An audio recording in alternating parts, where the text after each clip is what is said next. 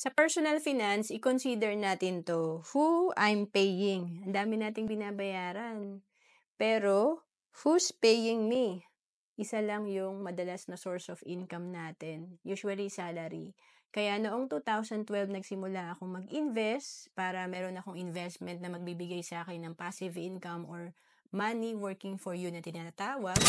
And nag-part-time career din ako or naging financial educator din ako. After 5 p.m. to 11 p.m. yan, ginagawa ko yung second career ko para madagdagan itong income side kasi ang dami na talaga natin pinagkakagastusan, tumataas pa yung mga bilihin.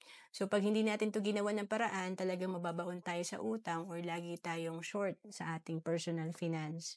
And sinimulan kong investment, ginawa ko, nag-ipon ako ng tuloy-tuloy para maka-build ng investment. And sinimulan ko yung Kaiser kasi dito sa Kaiser, 3-in-1 na. May healthcare ka na, meron ka pang life insurance at investment. And for example na 30 years old ka nagsimula sa Kaiser, 7 years to pay to. So 30,000 ang iyong annual premium, times 7, 210,000 ang total investment mo dito. Pagka ito ay nag-mature, ang maturity is after 20 years. Ang projected fund mo nasa 583,000. 500,000 din.